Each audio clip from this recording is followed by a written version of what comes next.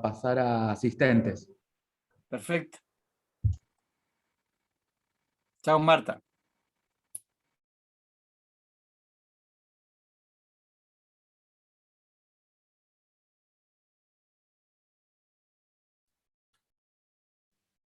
Bueno, acá estamos, Leticia. ¿Cómo estás, Bien, querida? ¿y tú?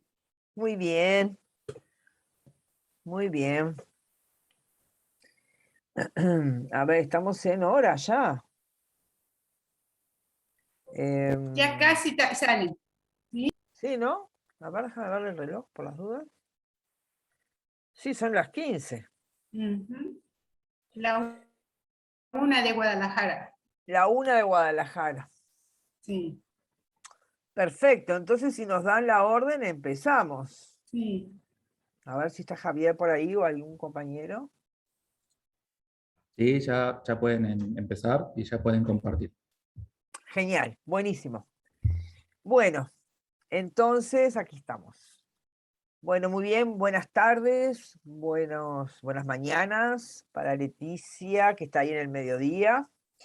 Es un enorme gusto para mí introducir esta conferencia en el marco del Congreso y presentarles a nuestra querida Leticia Robles, que muchos de ustedes seguramente ya la conocen.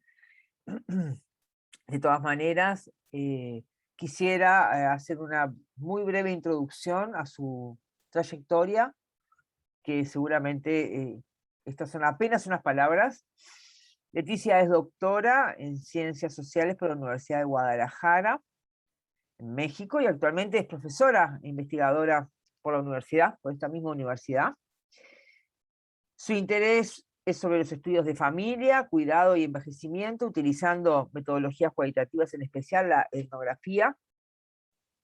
Y su línea de investigación se centra en los aspectos culturales y morales del cuidado, así como en la dimensión espacial del cuidado y la organización del cuidado al interior de las familias. Además, es profesora en metodología cualitativa a nivel del posgrado, con un especial interés en la retórica de la escritura para reportar datos provenientes de este tipo de investigaciones, de la investigación cualitativa, así como temas vinculados a la producción científica. La conferencia de hoy, precisamente, parte de este interés sobre este último punto, la producción científica, y centrándose en una serie de reflexiones en las fronteras de los análisis bibliométricos, las ideas de la perspectiva y los planteamientos de los problemas de investigación. Desde allí abordará entonces esta conferencia que ha titulado Pandemia, los compromisos de la investigación cualitativa en salud.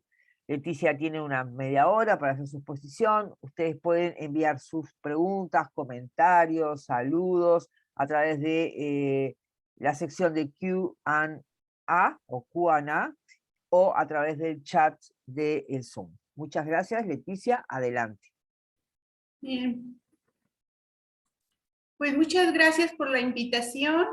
Es un gusto estar aquí compartiendo por pantallas con ustedes en diversas partes. Bueno, reiterar la felicitación al comité organizador de haber logrado llevar a término el Congreso con todas las vicisitudes que ha pasado y que realmente ha sido un trabajo impresionante, ¿no? Lo que voy a presentar es una serie de reflexiones que he tenido a lo largo de este periodo de la pandemia, de notas que he hecho a partir de lecturas, de lo que se observa y un poco de lo que se conversa con la gente. Y espero que algunas de esas sean realmente provocadoras. Quisiera empezar haciendo algunas aclaraciones preliminares, ¿sí? Aquí con investigación cualitativa me estoy refiriendo a ese campo de conocimiento que tiene ciertos presupuestos teóricos, trabaja con ciertas metodologías y que va creando un cuerpo teórico conceptual acompañado de evidencias empíricas, ¿no? Entonces, no me estoy refiriendo a la investigación en términos de métodos, sino como campo de conocimiento, y que en el caso de la investigación cualitativa en salud, bueno, su objeto de estudio ha sido la salud en su acepción más amplia, ¿sí? Yo no voy a repetir aquí lo que ya todos sabemos sobre el COVID y la pandemia, o sea, me parece que es un tema que todos tenemos conocimiento, pero sí, ¿a qué me estoy refiriendo con compromisos, no? Yo creo que hay que recuperar ese significado de comprometerse con ciertos proyectos políticos, y que, bueno, en mi caso particular sería esa descolonización del conocimiento, pero con calidad, ¿sí? O sea, entendida como una acción colectiva que tiene que darle continuidad a un movimiento que está desde el sur, que es un movimiento de largo plazo y que ha sido iniciado desde el siglo pasado. Es decir, para mí los compromisos de la investigación cualitativa en salud deberían orientarse en ese sentido, ¿sí? Bien. Voy a hablar un poco qué ha sucedido desde la academia en torno a la pandemia y a la enfermedad del COVID-19, ¿no? Yo creo que como todos y en todos los ámbitos de la vida, hubo una urgencia por decir algo o por hacer algo, ¿sí? Yo creo que esa es la característica de este 2020 y lo que va del año 2021. Y los académicos no se quedaron atrás en ese sentido y tuvieron una urgencia por decir algo. Y por decir algo se reflejó en una producción científica que son las publicaciones. Se dice que el año 2020 en este sentido es el año del fast track de la publicación, ¿sí? Pero habría que ponerlo un poco en contexto, ¿no? La familia del coronavirus, en sus diversas epidemias o pandemias de ébola, SARS, MERS, ha incrementado la producción científica entre el 2002 y 2020, precisamente en los periodos en donde se dan los picos de contagio y de aislamiento por esta. Entonces hay un aumento también de la producción, ¿sí? Picos que duran aproximadamente 2 años, ¿sí? Y esto era lo que sucedía con las primas hermanas del COVID-19, el ébola, SARS y MERS, que se ha reportado cómo aumentan los picos en torno a esta producción, en torno a estos coronavirus en particular.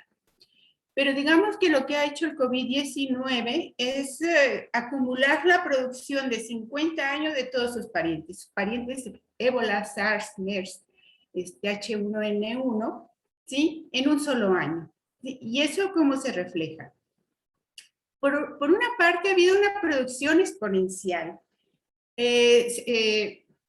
Los estudios bibliométricos han mostrado que durante 2020 el promedio de publicaciones fue de 92 publicaciones por día, que hubo un récord de 500 publicaciones en un solo día en mayo de 2020, o que cada día se está duplicando el número de publicaciones, ¿sí? O sea, que han participado hasta abril del 2021 66,000 autores en esas publicaciones.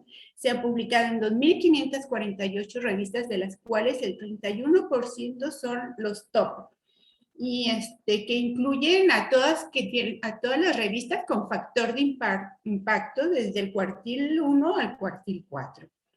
Y también ha habido un fast track en la aceptación de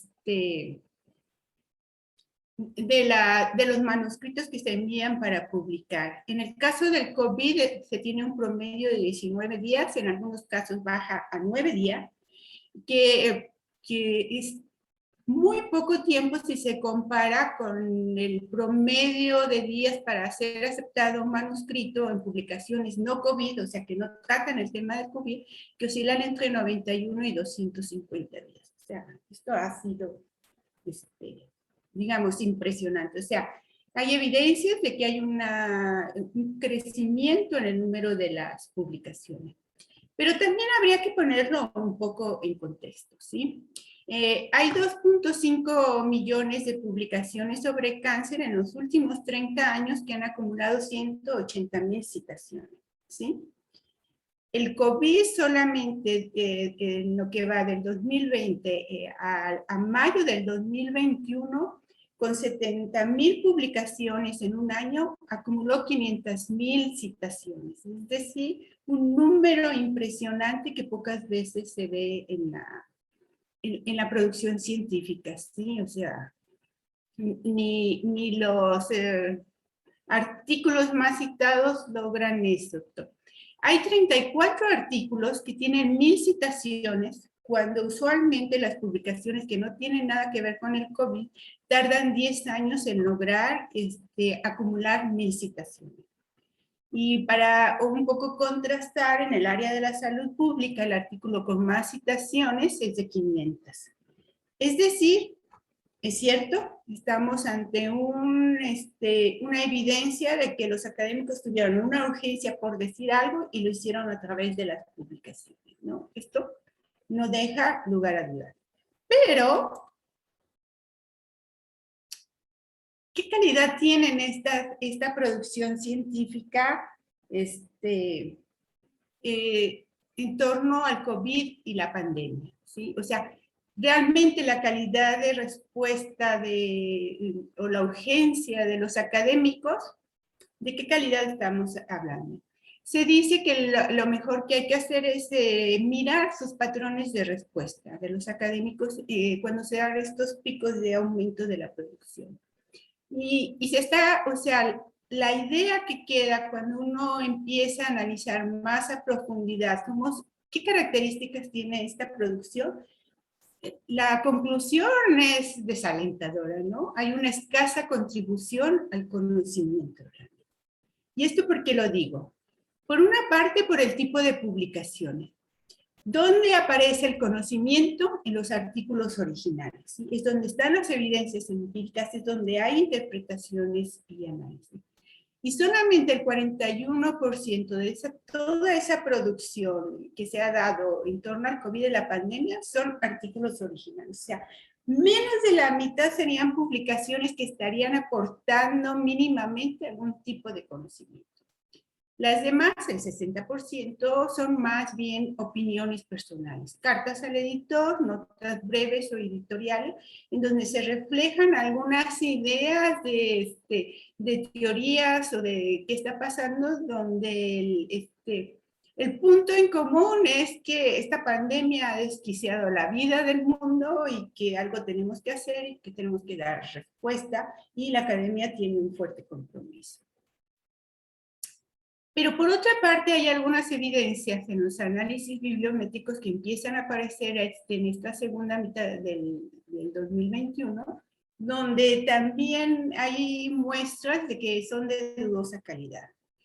Por una parte empiezan a aparecer un alto número de correcciones en las publicaciones por errores en los resultados, ¿sí? Y algunos incluso por errores en las metodologías. Es decir, que algo está pasando ahí.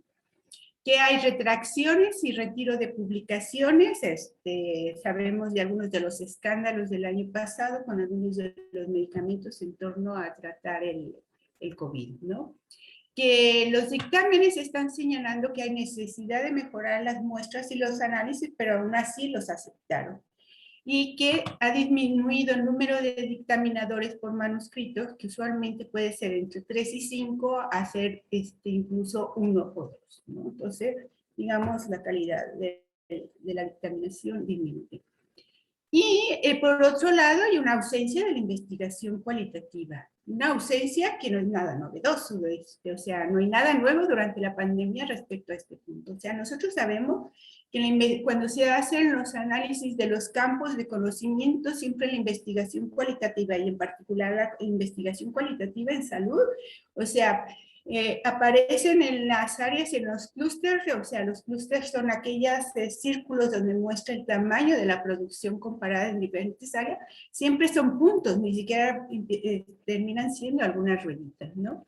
En torno a esta producción, el 65% se ha concentrado en el área de la salud, principalmente en medicina, bueno, en lo que ya sabemos que fue el diagnóstico y tratamiento del COVID más su epidemiología. Solo 8% ha sido de las áreas sociales, donde uno podría encontrar algunas investigaciones cualitativas, y estos son los temas donde se ha trabajado, pero más desde con metodologías cuantitativas. Y bueno, si uno buscaría un poquito más, uno sabe que hay un nicho en el campo de la enfermería, de la investigación cualitativa en salud, pero pues nada más tiene 21% de artículos originales y todos cuantitativos y centrados en la capacitación y en el estudio laboral. Es decir, que por una parte tenemos una dudosa calidad de la producción en torno al COVID y la pandemia, y por otra parte aparece escasamente la investigación cualitativa. Nada nuevo, eso ya sabíamos. Eso es comportamiento desde la prepandemia. Pero esto ha impactado a la investigación cualitativa en diversos aspectos. Yo creo que lo que se ha mostrado es que hay una volatilidad, o sea, los proyectos no logran permanecer en algunos casos o consolidarse.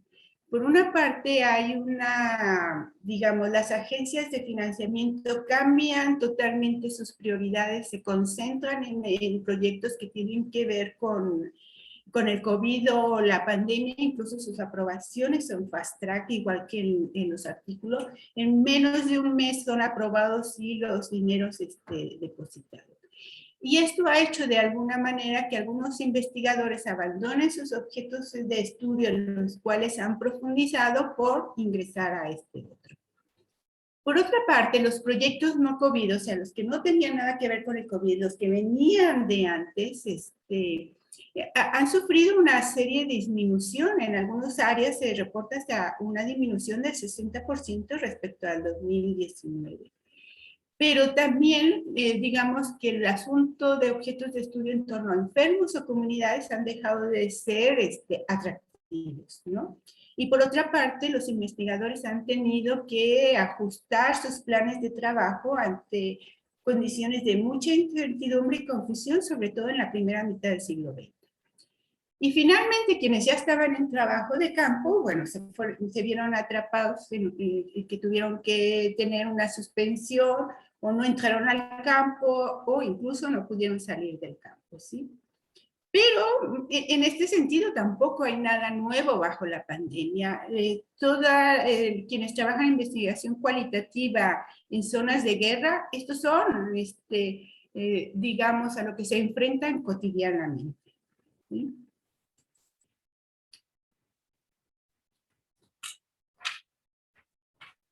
Estos cambios, esta circunstancia de la pandemia hizo que cambiáramos de rumbo, ¿sí? Entonces, entramos a la virtualidad como coloquialmente se le conoce, ¿no? Entonces, ¿qué fue lo que hicimos ahí? Estamos tan acostumbrados a nuestras formas de trabajo de campo tradicionales que se basan en la interacción cara a cara, de estar copresente físicamente, o que el investigador está físicamente en el lugar o en el espacio del estudio, que tuvimos que hacer una especie de ruptura con estas, digamos, prácticas tan asumidas, debido a las restricciones en la movilidad, en el contacto, en el distanciamiento social, en las cuarentenas que nos han impuesto colectivamente, ¿no? Entonces hubo como dos respuestas de los investigadores. Hay quienes decidieron continuar igual, no hicieron nada, hicieron una suspensión de sus proyectos esperando mejores tiempos. Pero otros, más forzados por sus obligaciones académicas, tiempos finitos para entregar reportes, recursos que hay que terminar, estudiantes de posgrado que tienen que terminar la tesis, buscaron otras nuevas formas de trabajo. Y en este caso, empezaron a trabajar de manera virtual, ¿no? O sea, sin la presencia física, pero sin poder tener algún tipo de interacción y sobre todo un trabajo remoto que implica nunca estar en el lugar de campo. Es decir, que los constreñimientos que nos ha obligado la pandemia tampoco son algo nuevo. la investigación. Tenemos constreñimientos institucionales, constreñimientos de tiempo, como responsables de investigación, como estudiantes de posgrado. O sea, estábamos ya acostumbrados a que ante ciertos constreñimientos teníamos que hacer cambios de rumbo, ¿no? Lo que sucede ahora es que lo sentimos. Yo creo que la experiencia ha sido que como hemos estado obligados a hacer los cambios. Pero ¿qué implica hacer trabajo de campo virtual? O sea, tiene diversas demandas. O sea, esto implica reorganizar el trabajo de campo y implica pensar si voy a transformar lo tradicional o en digital. Es decir, voy a continuar con mis entrevistas y entonces voy a hacer uso de videollamadas con el uso de plataformas, aplicaciones de teléfono móvil, o las semiestructuradas, utilizar toda la tecnología de cuestionarios electrónicos, diarios digitales, etc. Es decir, me quedo con la técnica, pero busco formas de realizarlas en el mundo digital. Pero por otra parte, que yo creo que los menos fue usar lo que existe como metodología digital, ¿no? Que son los documentos de las plataformas de redes sociales, todos los datos secundarios que tienen que ver con noticias, reportajes, entrevistas en medios de comunicación, o los métodos visuales participativos, ¿no? Entonces yo creo que a mí en lo personal me da la impresión que el esfuerzo fue más en la dirección de transformar lo tradicional que en digital. Por supuesto, esto también nos obligó a una capacitación fast track, ¿no? Y aprender rápido bajo la experiencia del error el ensayo y el error, pero sobre todo de enfrentarnos a las desigualdades sociales en el acceso a la tecnología y la ausencia de esos espacios de privacidad que tanto necesitamos en la investigación cualitativa. O sea, no es fácil hacer esa transición de lo tradicional a la metodología digital. Por otra parte, ¿qué pasa? Y debido a todas estas, digamos, fuerzas que impulsaron a concentrar la atención en el COVID y la pandemia, que bueno, las temáticas de la población empezaron a verse más en términos de profundización de las desigualdades sociales, como si descubriéramos algo nuevo, que la pandemia estaba produciendo desigualdades sociales cuando realmente esas desigualdades sociales son prepandemia y lo único que estamos haciendo es de una profundización de ellas y darnos ser más visibles para el resto, ¿no? Se dio más un énfasis a la descripción que a las explicaciones interpretativas. O sea, sorprende, por ejemplo, que los pocos estudios de investigación cualitativa sobre ansiedad y por todo esto de las medidas de restricción de movilidad y contacto, o sea, sean sumamente descriptivas y ni siquiera hayan logrado generar dimensiones un poco mínimamente interpretativas. Por otra parte, se centró toda la atención, digamos que el sujeto de investigación al cual se le dio prioridad fue a la institución de salud y a todo su personal. O sea, se empezó a centrarse en las sobrecargas del trabajo del personal de salud y en todo lo que demandaría la capacitación en la atención médica de los enfermos de COVID. Implícitamente, y yo creo que son muchos de los mensajes subliminales con esto de los héroes de la primera línea, que son los trabajadores de salud, es que el personal de salud pasó a ser el sujeto privilegiado, pero mirado como la víctima de la pandemia, ¿no? Y algo así como que los enfermos fueron los malos, y la circulación de estas narrativas de que no siguieron los protocolos de prevención, enfermos con altas vulnerabilidades, etc. Pero a mí lo que me llama la atención es que es prácticamente ausente la investigación cualitativa en salud en torno a los propios enfermos con COVID. No sabemos cómo son sus experiencias. Lamentablemente los millones que han muerto por el COVID-19, nunca vamos a saber cuál fue su experiencia de padecer COVID-19. La población que ha estado saliendo, los enfermos que han estado saliendo, tampoco sabemos cómo ha sido su experiencia y todo lo que implica, ¿sí? ¿Qué vamos a hacer de aquí en adelante? yo creo que aquí es cuando empiezan a aparecer nuestros compromisos, pero yo creo que hay que considerarlo en un contexto donde hay certezas y hay incertidumbres, ¿sí? Digamos, este es el panorama que hemos vivido 2020-2021 hasta el momento, en donde hay certezas. Los virólogos que se han dedicado al estudio de la familia del coronavirus nos han reiterado una y otra vez a lo largo de todo este tiempo que nos esperan otras pandemias en el futuro y probablemente más graves que la que estamos pasando.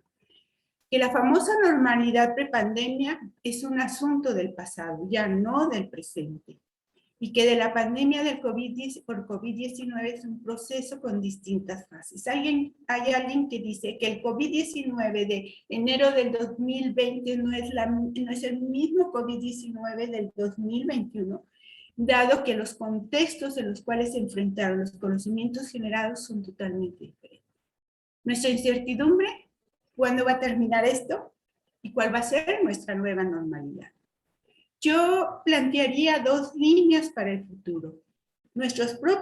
Recuperar nuestros propios objetos de estudio y convertir el COVID-19 en un objeto de estudio por sí mismo.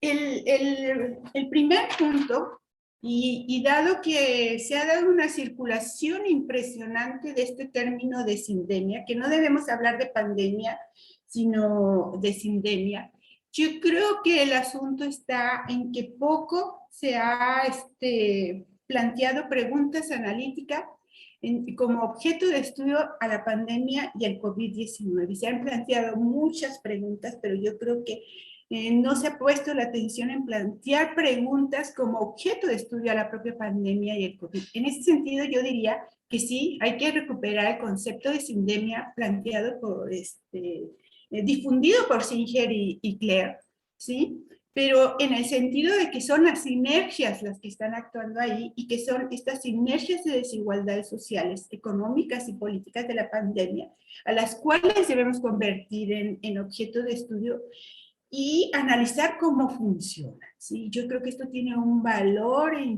muy importante, porque parecería ser que hasta ahorita hablamos desde nuestros campos, pero realmente con muy poca evidencia empírica sólida, es decir, con buenos datos. Y yo llamaría la atención un poco a esta nueva variante de movimientos sociales, pero antivacunas, es decir, movimientos sociales inversos de resistencia y lucha contra la vacunación del COVID. Y por supuesto, yo creo que nuestro compromiso es convertir como objeto de estudio prioritario a los enfermos con COVID-19. O sea, me parece que ellos son esas voces bajas de las cuales hablaba Carmen ayer, a las cuales hay que escuchar, y eso solamente es posible si los convertimos en objeto de estudio. ¿Y qué pasa con nuestros propios objetos de estudio de cada quien? Yo creo que hay que recuperar nuestros objetos de estudio considerando que la pandemia es el contexto social donde ahora esos fenómenos que a nosotros nos interesan se están desenvolviendo. Es decir, yo trabajo el cuidado a los dependientes. Yo no puedo hacer abstracción, o sea, yo no puedo olvidarme de la pandemia y que el cuidado a los ancianos continúa siendo el mismo de prepandemia. Claro que no, o sea, estamos en un contexto de pandemia y eso cambia algunas de las dinámicas e interacciones del cuidado. Entonces, digamos que no podrían ser externos a la pandemia, ¿sí? Y que este es precisamente el gran reto, o sea, introducirnos de nuevo a nuestro objeto de estudio e introducir junto con eso a la pandemia. Y esto implica considerar la dinámica social de la pandemia y todo su proceso de cambio a lo largo del tiempo. O sea, no es la misma pandemia, no estamos en la misma fase, esto da dinámicas diferentes. Y los efectos que está teniendo la pandemia en la vida social, que son el contexto en los cuales están imbricados nuestros fenómenos de estudio. Y bueno, acá tenemos por último un gran desafío que serían las metodologías digitales. Y en ese sentido yo también afirmaría, no hay nada nuevo bajo la pandemia. El asunto está en que debemos migrar a los ambientes digitales, en que tenemos que construir una nueva normalidad metodológica, y yo creo que aquí hay 4 puntos que hay que recuperar.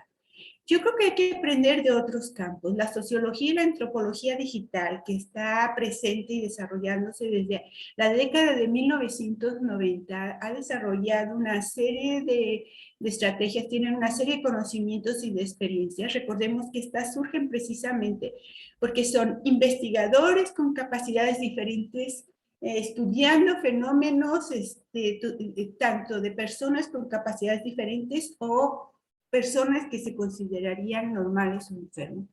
Y que por otra parte está el gran campo de los métodos visuales participativos, a los cuales debemos de voltear a mirar y aprender de estos campos, es decir, establecer un diálogo con ellos.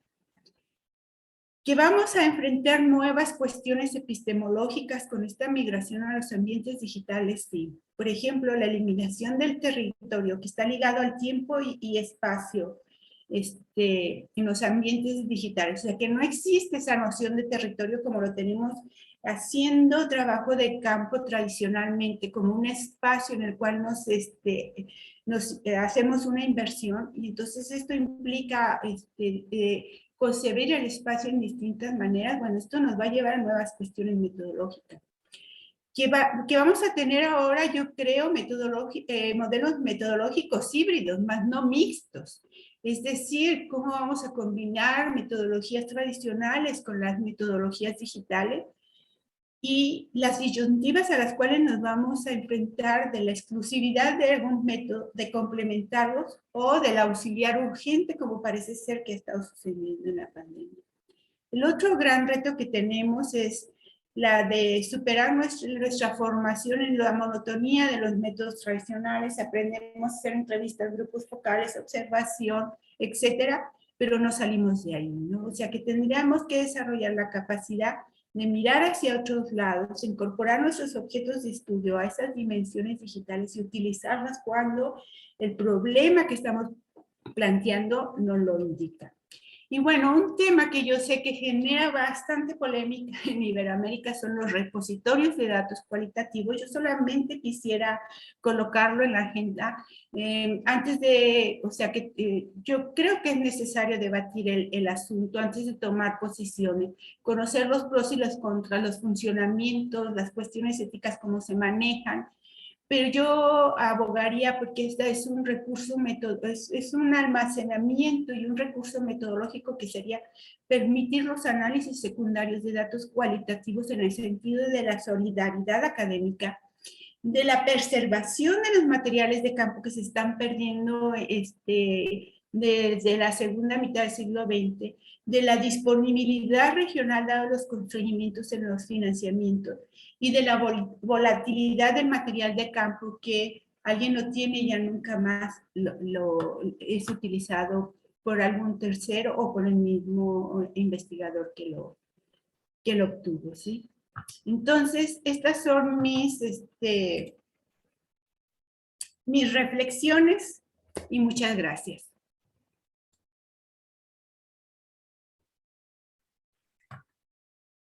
Excelente, Leticia. Muchísimas gracias por esta presentación realmente fantástica, muy motivadora, muy provocadora, como tú decías, en términos de la discusión.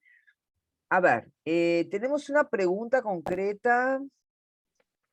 La gente está impresionada por tu conferencia, te felicita a través del chat. ¿Quién es que dice? Ah, José Carlos dice que son impresionantes las cifras, Leticia. Publidemia, pone. Sí. Interesante, Sí. interesante. Bueno, y hay una pregunta, a ver aquí, que dice: me ha llamado la atención la poca producción en enfermería en COVID y cualitativa. ¿Se refiere solo a revistas de Iberoamérica? Preguntan. Esa es una pregunta. Y a ver si tenemos alguna más. A ver, un segundo. A ver, esperen que se me mezcla el chat de la conferencia anterior. Y aquí hay otro comentario que dice, excelentes presentaciones, empezamos una nueva generación de investigaciones. Una pregunta, ¿cuáles son los mayores desafíos de la investigación cualitativa en el contexto pandémico? Pregunta Licey. Por ahora vamos, tenemos otra pregunta por aquí. Dice, José Carlos dice, presentación interesantísima, gracias Leticia por su intervención. Y dice, la investigación es una práctica social históricamente localizada. Un fenómeno sociosanitario como esta pandemia es capaz de afectar significativamente la práctica de la investigación, que no está exenta de las influencias del contexto. Es un comentario, no es una pregunta, de José Carlos. A ver si tenemos más. Bueno, siguen los saludos y las felicitaciones por la contribución. Bien, ¿quieres hacer un comentario sobre estos comentarios y preguntas? Sí, Leticia, a tenemos ver, todavía un tiempo. El estudio bibliométrico sobre las revistas de enfermería en la base de datos de Scopus, en la cual existen varias de las revistas iberoamericanas en el área de la enfermería, así que ahí están, digamos, agrupadas. Y a lo que me estoy refiriendo ahí es a los artículos originales, ¿no? O sea, ha habido números temáticos, pero son más en el estilo de ensayos,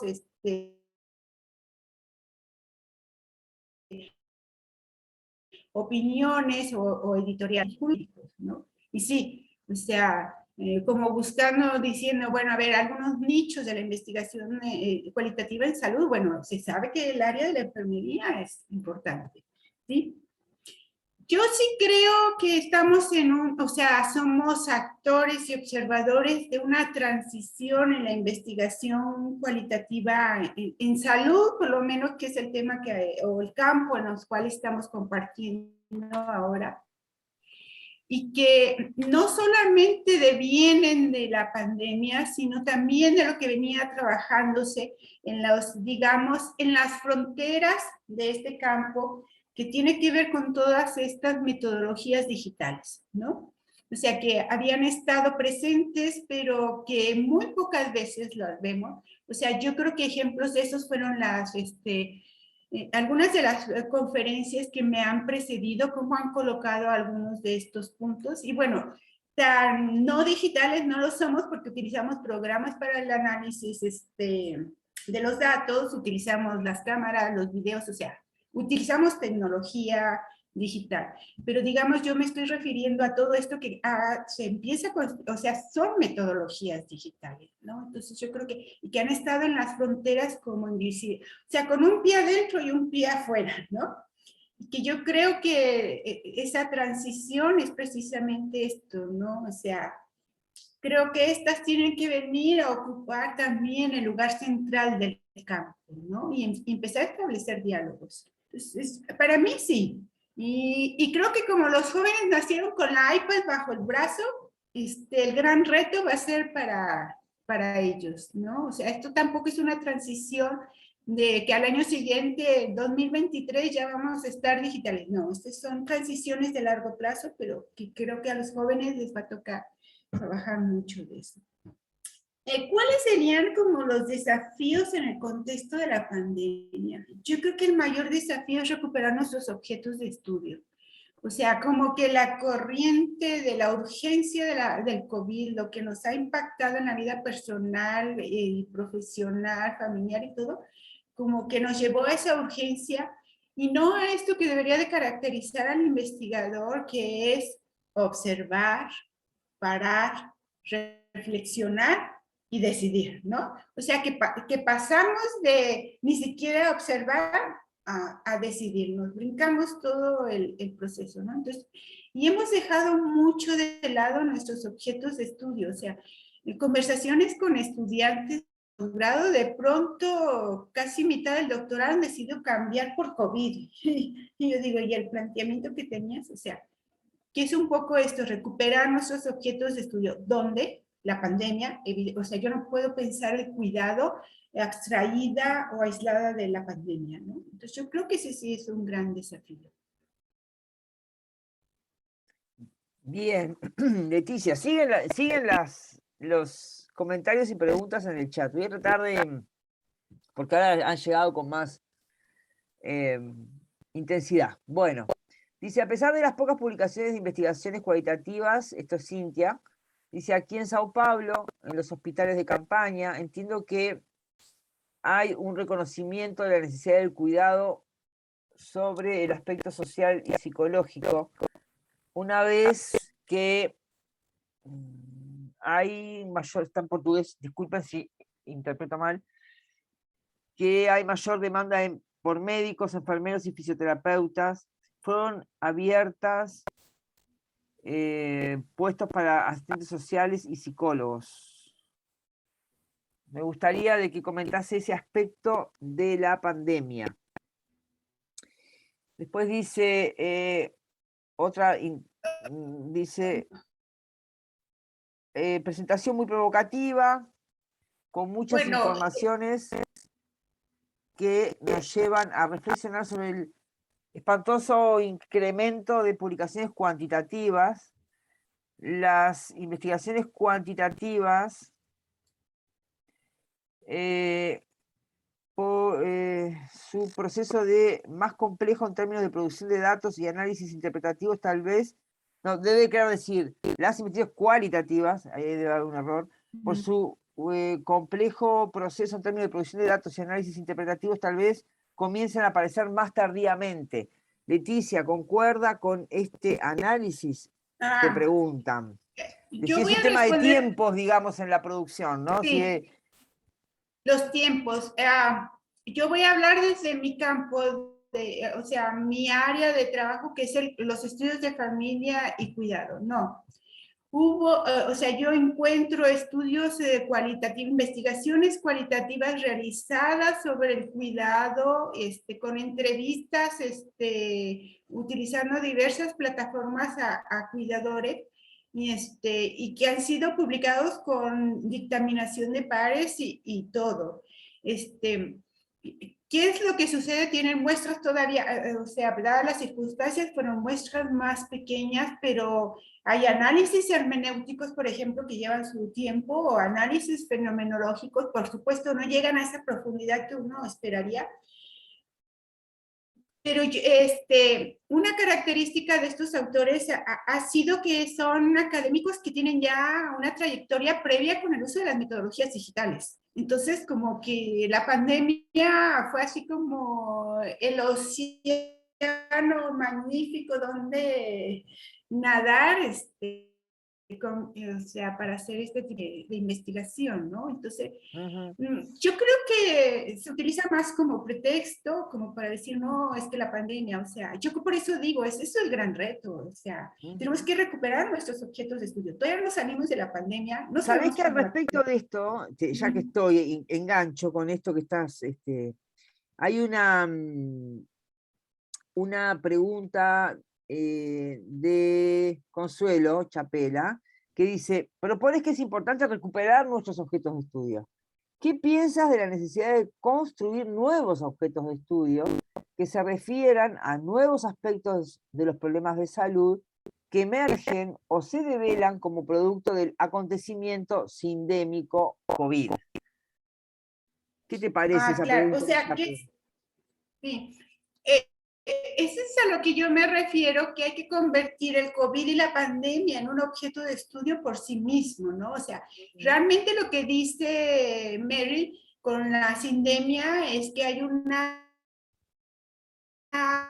sinergia de condiciones que, digamos, la persona termina experimentando en conjunto. Y discapacidad el COVID es parte de esa sinergia que, digamos, subyace en el concepto de sindemia. O sea, yo creo que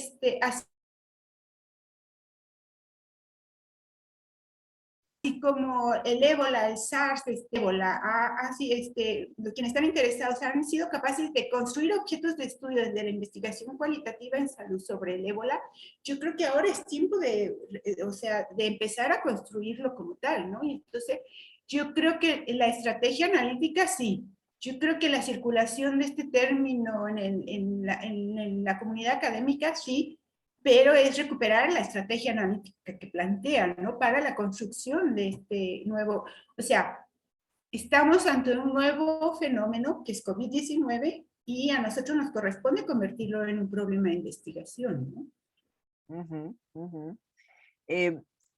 Hay otra pregunta que va a otra dimensión de discusión, digamos, que es los desafíos éticos de la investigación online o digital.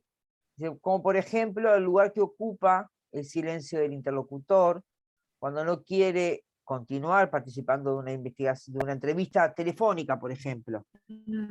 ¿Cómo ves estos conflictos éticos o desafíos éticos que presenta la investigación en entornos digitales? Y una cuestión que ya voy a aprovechar a preguntarte yo, porque me parece interesantísima, de algo de lo que tú planteas que tiene que ver con esto de las transiciones de la investigación cualitativa, de las nuevas exigencias en términos metodológicos, que sabemos que no son solamente metodológicas, son también epistemológicas, éticas, ontológicas incluso,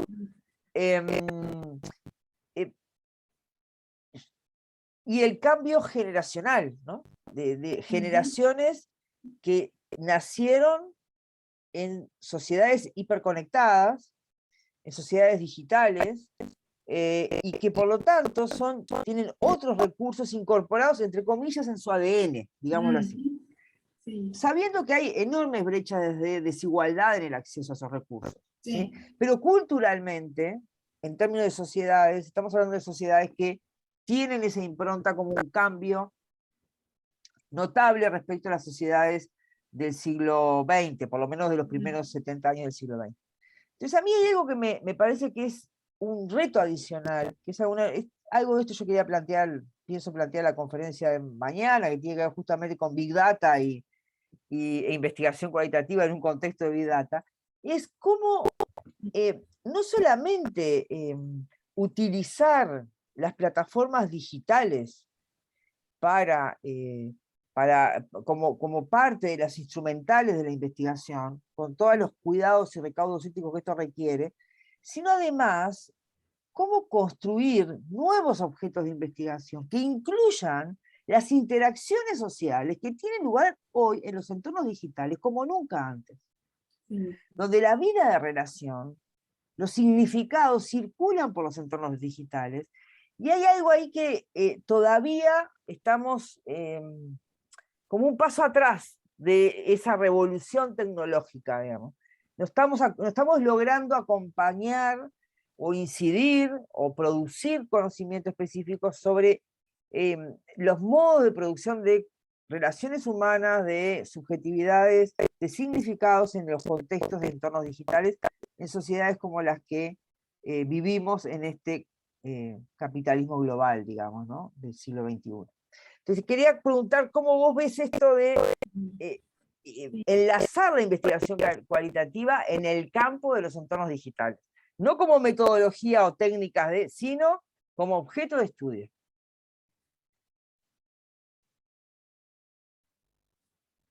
Como objetos virtuales que existen en torno a, construidas desde los enfermos con enfermedades crónicas, digamos, independiente de todos los trabajadores de la salud, ahí tienes, son interacciones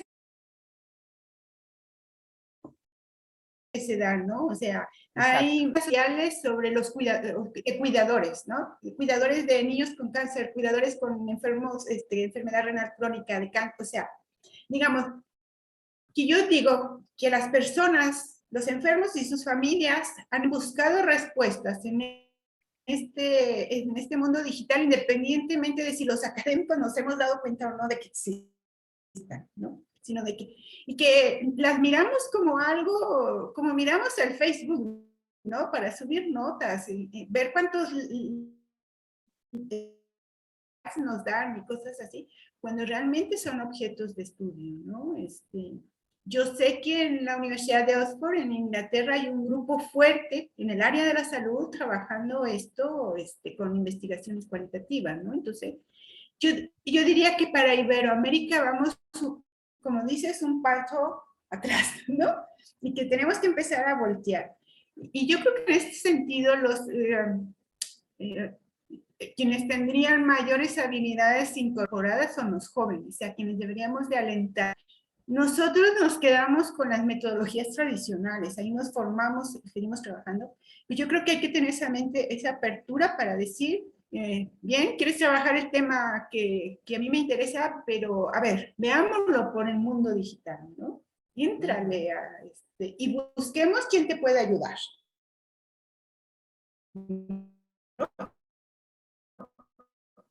Yo creo que vemos con quién. Y yo diría, ¿quieres trabajar cuidado? De acuerdo, entrémosle a este mundo, ¿no? Y busquemos quién. Leticia, Yo quería creo que recuperar este intercambio intergeneracional. No, quería no olvidarme Del silencio. Sí, exactamente, de la dimensión ética, porque si no nos enganchamos con la otra intercambio y no quería perder ese aporte. Bueno, no sé si está preguntando al silencio que corresponde de que no quieren participar en el estudio y la respuesta es silencio, o los silencios que aparecen durante las entrevistas, ¿no? O los grupos vocales. Y si está por aquí Denise Gastaldo, yo recomendaría un artículo que tiene Denise Gastaldo publicada me parece que era una colega, sobre el papel que tienen los silencios durante las entrevistas, ¿no? Entonces, si está por ahí Denise Gastaldo, nos puede compartir la referencia, porque en este momento no me acuerdo.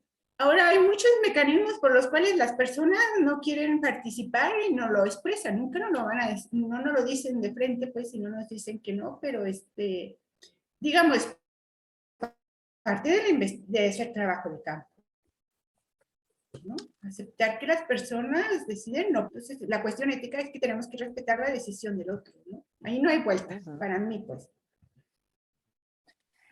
Siguen llegando preguntas. Acá viene una con 3 preguntas en un mismo.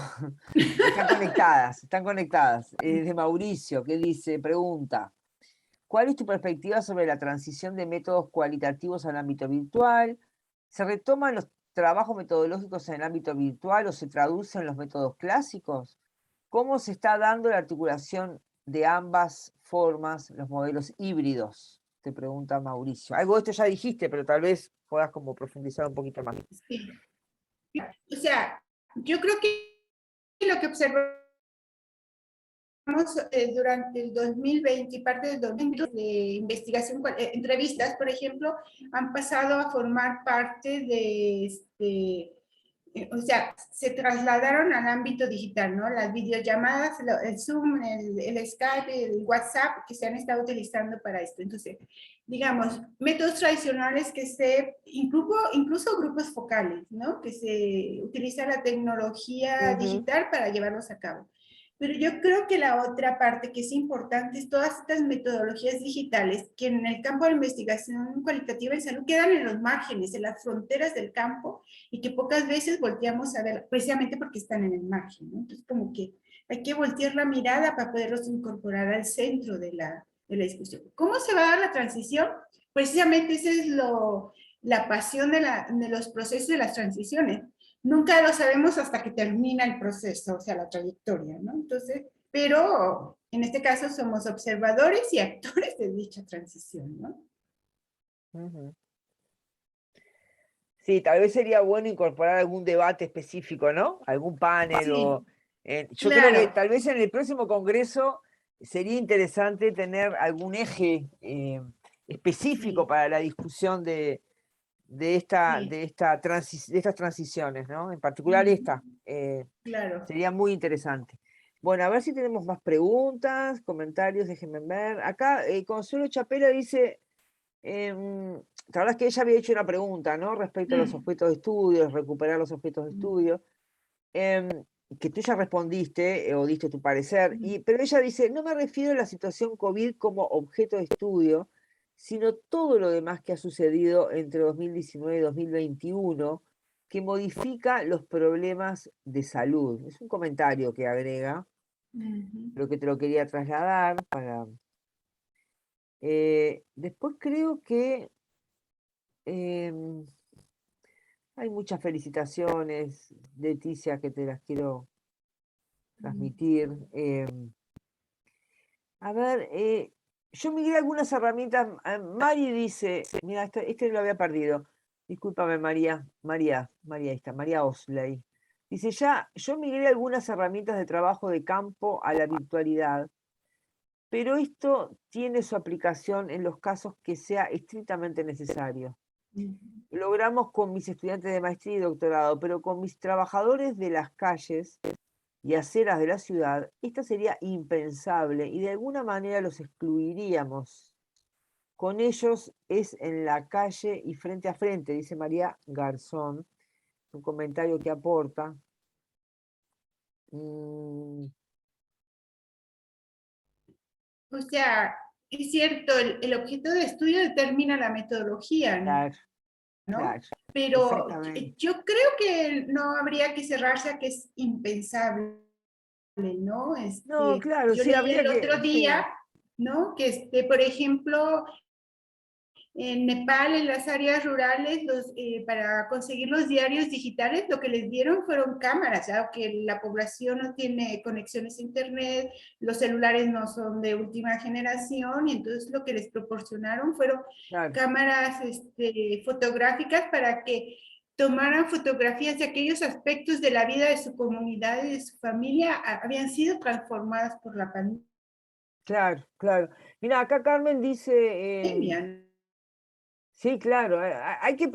Yo creo que hay que pensar justamente esto que plantea María, me parece que es muy interesante. Algo vos habías señalado antes, también. De hecho, a mí me ha pasado durante la pandemia, yo avancé con el trabajo de las investigaciones en formatos digitales y tuvimos que buscar estrategias híbridas para precisamente ciertos perfiles de adolescentes no quedaban por fuera, ¿no?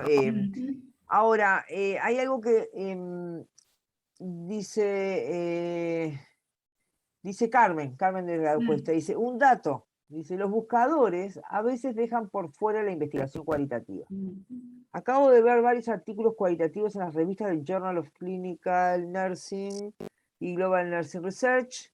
Gran presentación, dice, publicaciones de COVID y cualitativas. Sí.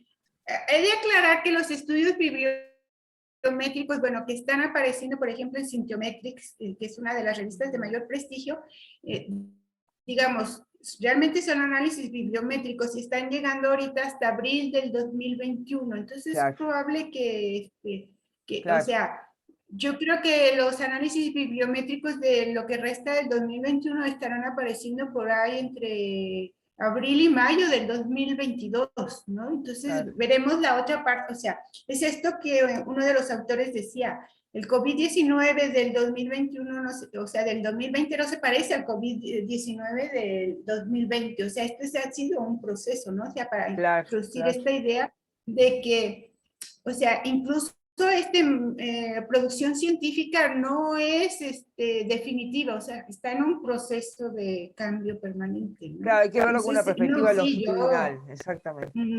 Exactamente. Sí, no como una foto, tal cual.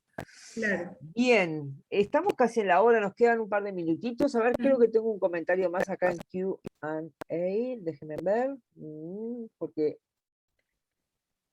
Consuelo, no, Consuelo que se tiene que retirar y que manda un gran abrazo. Y Marta Olivera que también te manda un abrazo y felicitaciones. Creo que realmente has hecho un gran trabajo, Leticia, y la gente te lo agradece. Está muy contentos con tu presentación, muy motivadora. Estoy mirando a ver si hay algún otro comentario, me parece que no. Así que podríamos estar en condiciones de cerrar esta conferencia. que ha dejado muchos temas sobre la mesa, ¿eh? Algunos los retomaré mañana porque en realidad los tenía previstos, estaban incorporados en mi conferencia, así que alguna cosa Claro. de esta voy a retomar y haré conexión con esto que hablamos hoy acá. Bien. Pues Bueno, un placer estar con ustedes, estar contigo, Alejandra. Este diálogo me pareció muy motivador, muy interesante. a mí también, me encantó. Bueno, espero que a la gente también le haya gustado mucho y seguimos en contacto. La verdad, Bien. buenísimo. Sigue, Bueno. sigue el Congreso, ¿eh? No se lo pierdan. Sí. Chao. Chao.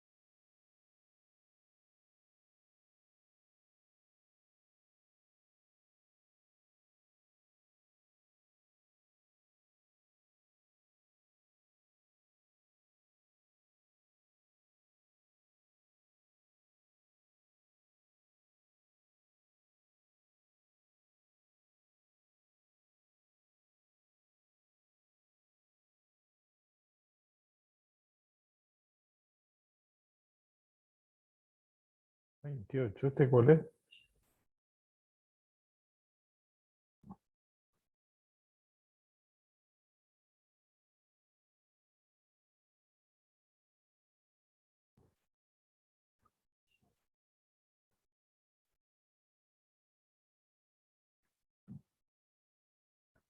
Pero acá me diste rol de panelista. No, no tengo rol de panelista, Andrés, ¿eh? Ah, ¿me diste rol de panelista? En la sala. A ver, en la calle 27. Ah, en la principal no hay nadie, entonces en la principal. Está. Está. Me voy acá.